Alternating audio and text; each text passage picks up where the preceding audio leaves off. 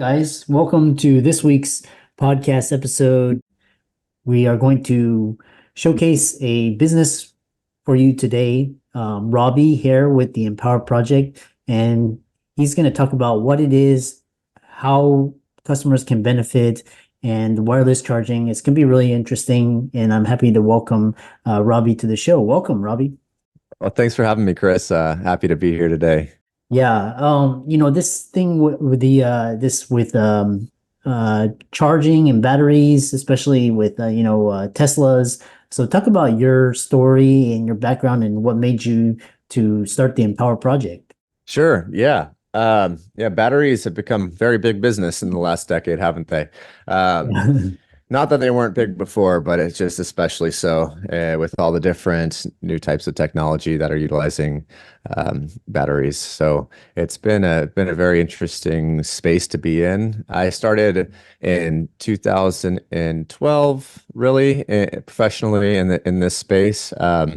And my specialty is in portable power for mobile devices. So really in the mobile accessory space. I started my company while I was in college here in Santa Barbara. It was FuelBox. We were kind of one of the early developers of portable batteries for phones and power banks and unique charging systems. And that's really how I cut my teeth in entrepreneurship, learning production methods and all the different aspects of hardware development and patent process and engineering and industrial design, et cetera.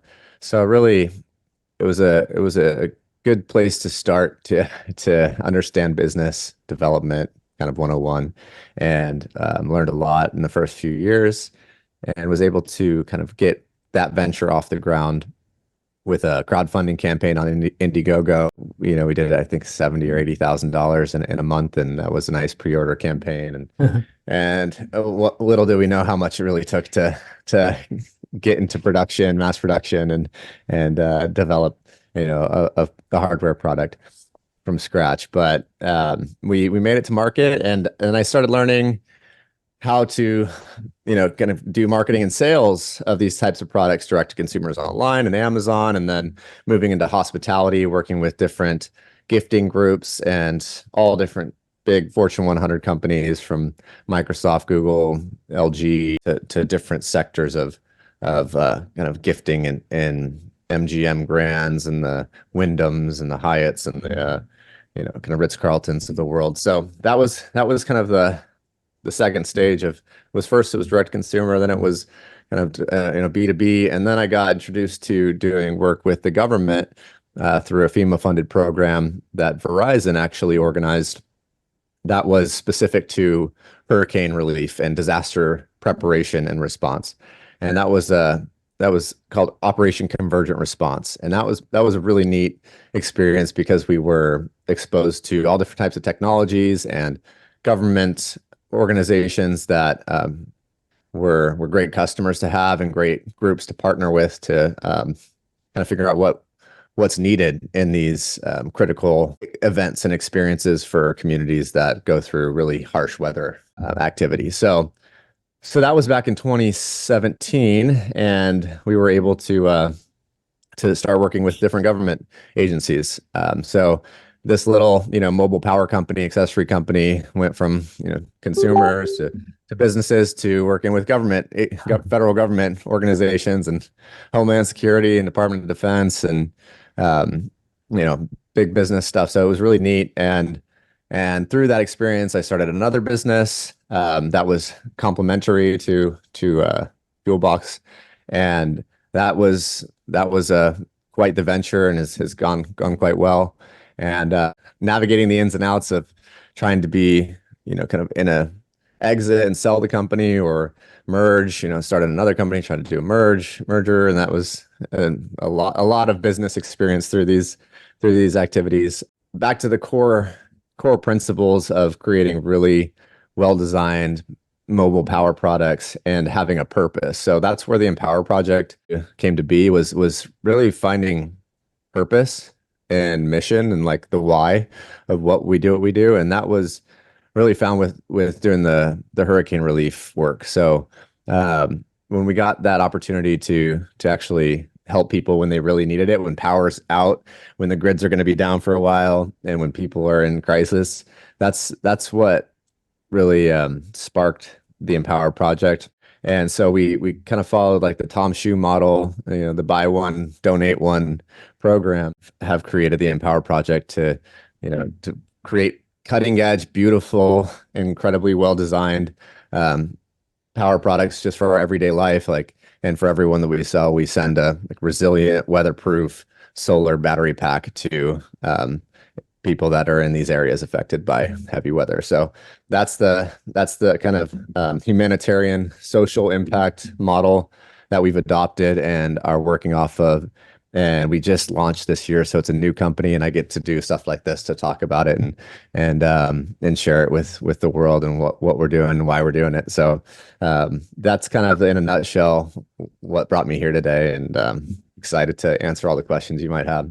Yeah, and I see all the batteries. Looks like the batteries, two-way wireless chargers in the background there. One of the questions I have for you is, what you talked about the founding of it. What inspired it? Why do you how is the Empower Project different from the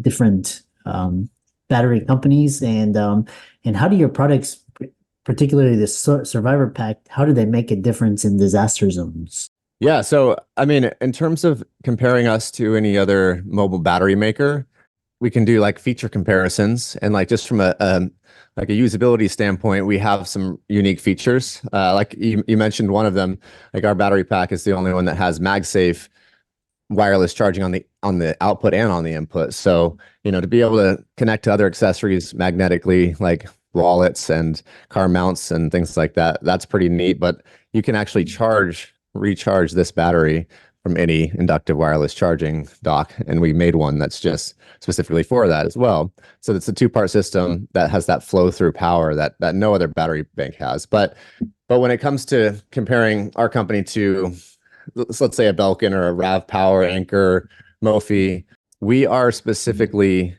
in business to support people in times of crisis, right? These other companies are in business to be in business to sell these batteries and to just, provide that service, right? Our product actually goes to support donations of these guys. And you have to experience it to know, but when your power's out and your house might be flooded, or your whole community is being flooded, or your houses are off the foundation, and there's like mass casualty events. So it's like, this is like critical, the worst of the worst kind of times for these folks. That's when power becomes incredibly critical and valuable. It could be the difference between life and death, right? So the carriers like Verizon and AT&T and T-Mobile and whatnot, they are incredible at responding to these scenarios, because communications are the number one thing that needs to be restored and available for people to organize and respond, right? So they're really good at getting the networks up and running and resilient. They put up hot air balloons with all their equipment. They have all these different backup generators, and they're very well prepared for these kinds of things. But the power grids are still pretty far behind in terms of ability to be super resilient. So sometimes it can be days, weeks, up to months without power in some of these areas. So getting something like this that can be recharged from the sun and has a nice amount of battery capacity to keep your phones charged, because the grids could be up, or the grids could be down, but the cell networks are still up, so you can still get critical information. You can still organize with your family and friends and community to make sure you're safe. So getting these into the hands of those people before the disaster, during, or after. But really, we try to work with groups like Direct Relief and Verizon and other folks to help get these stocked in areas that are in preparation for.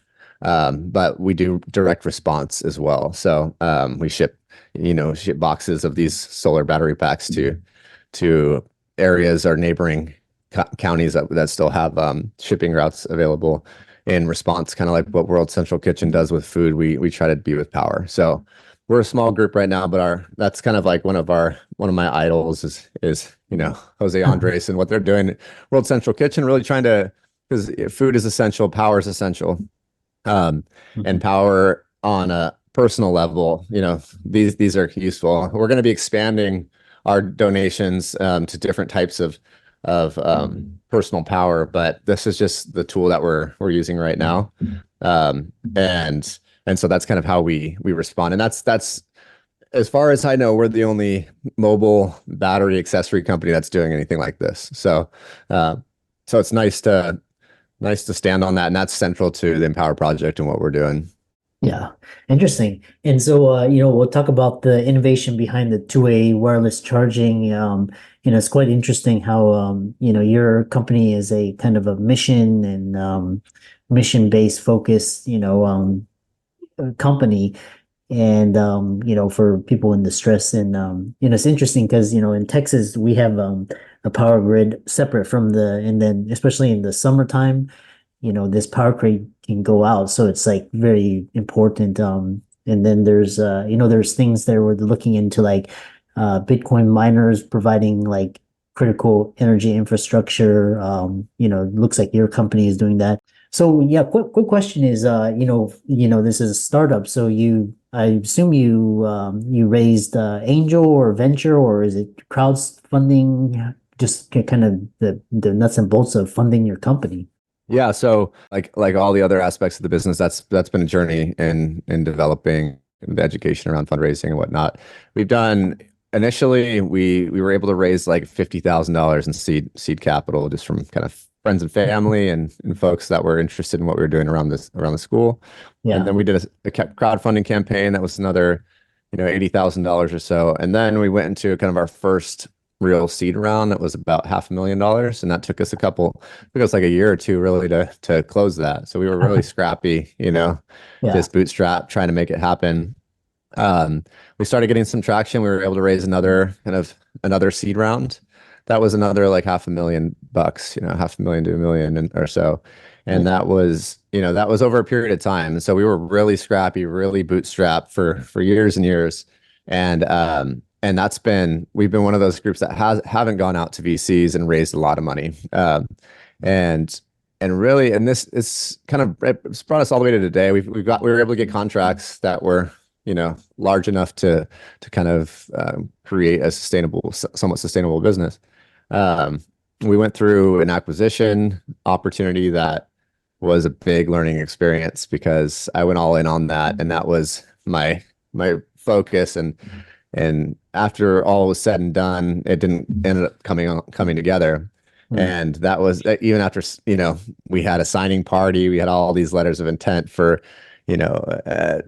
spaces that we're going to be operating from as a new division of this company, and, employment agreements, and everything was done. Everything was done. And then the money never showed up, and it was a nightmare.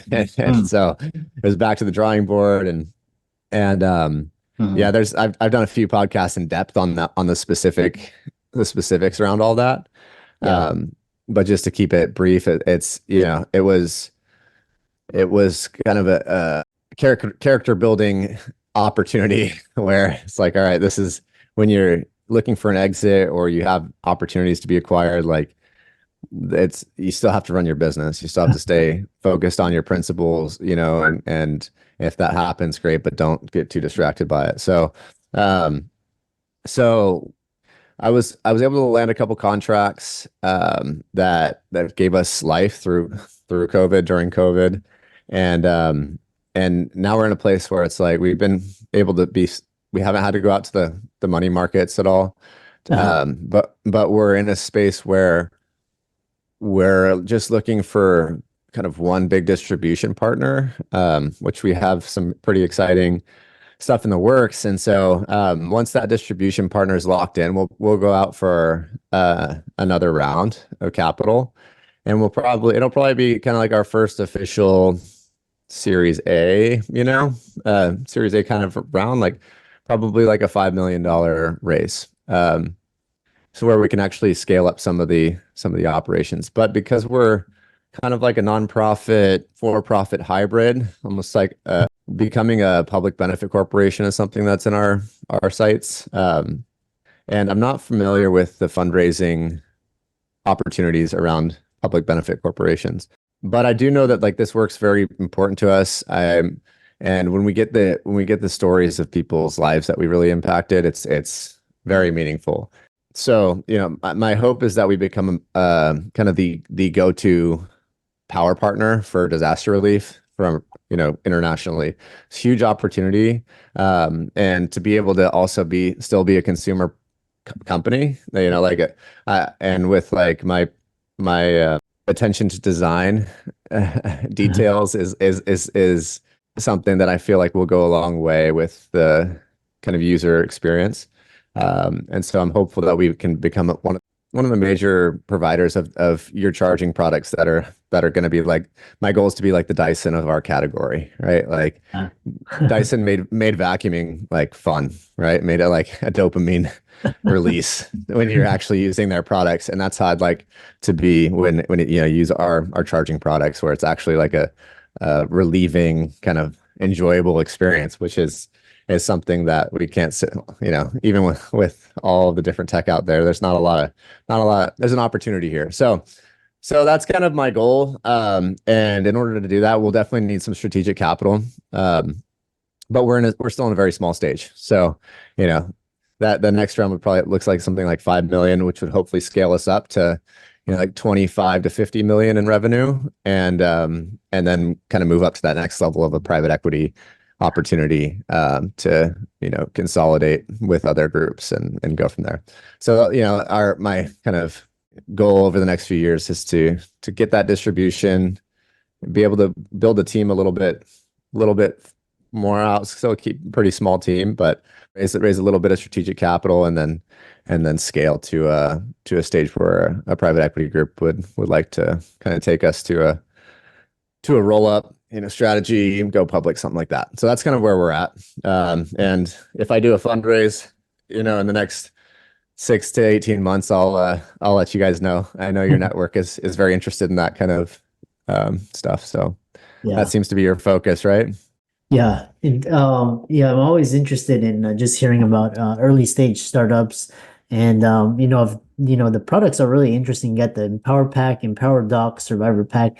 And recently, because my iPhones, I usually, they got usually a 5 year, and then I usually have to switch them out because the battery, or just it doesn't, the tech changes so much. So, but it's quite interesting, how these packs. So, what other products? I mean, looks like you got your core products, and or I mean, you don't have to give away the secret sauce, but if you're looking to expand into other products or other tech, and how can people find you and check out your project and work? Yeah, thanks. I mean, theempowerproject.com is our domain, so it's pretty simple. And then on all the social media, like on Instagram, Facebook, TikTok, we're at the Empower Project Global. So that's we're easy to find there. You can directly contact us through any of those sites. Yeah. And we've got a lot of we're going to be focused on very minimal product offerings, so we won't have a huge line of different options, but very intentional, very specifically designed, kind of for our everyday needs with the Empower product line. We have on the other side of the business, which is working with kind of tactical users and more military and kind of government agencies like that. That's a different product line, and that's where some of the technology gets pretty cool, practical for daily civilian life. Like, for example, we did a project with Homeland Security that was, like this wearable for like, it would be on their Molly vests, and their phone slips inside there and charges wirelessly, and you got the solar battery pack. But it's like, this is a big, bulky kind of product that doesn't make sense for an everyday user. But that was a project we did with Homeland Security, and we have some pretty cool opportunities to work with big DoD agencies on wearable power. So there's some pretty cool. I mean, there's some companies out there that are doing conductive textile material. So I think, like, in terms of the future of power and personal power use, which is really our area of focus, we can easily go into like solar and home batteries and car battery support. And there's like, those are areas that we have to kind of say no to, because there are opportunities, and people, definitely contact us for different types of opportunities, but we really have to try to stay focused, like personal power use, and then cater to the customers that we work within. So for the DoD and tactical kind of opportunities, we're looking at like what can be the lightest, most efficient, safest, and longest lasting sustainable battery options for all of their power needs, not just their communication devices, primary and secondary, but also their optical and lighting and kind of other strategic equipment power needs. So we're looking at kind of like the holistic, like what's a soldier carry and how much power do they need for, XYZ days. And so there's some pretty cool stuff with textile conductivity within textiles that we're working with some specialty companies on. Different types of battery cells that, when punctured, still function and don't cause any like flammability issues, or just stop working. So we're looking at different flexible battery cells that use graphene and that have like solid state capabilities versus kind of the lithium ion state batteries that we're working with now. So there's some pretty cool stuff and pretty cool tech if you like to nerd out on tech like I do. There's some cool stuff that we're working on with different companies there. But those are long-term projects, and they're different than what we'll be offering to the public. But ultimately that does trickle down into our technology with that we use today. So in our everyday lives. So we'll see how that translates. But right now it's we're pretty much what you see is what you get, and we're going to be continuously making revisions and improvements to the user experience with our current product set. But yeah, that's kind of where we're at. Nice. Yeah, for all the audience, let's thank Robby for coming on and talking about this really interesting work. I love love talking to startup founders and solving problems, and be sure to give his website, all of his socials, check out, like, and follow. And thanks so much for coming on. Yeah, thank you too, Chris. We'll have to come back together in a few months and see where we're at. So Yeah. thanks. And if any of you or your listeners have opportunities for us to collaborate, please give me a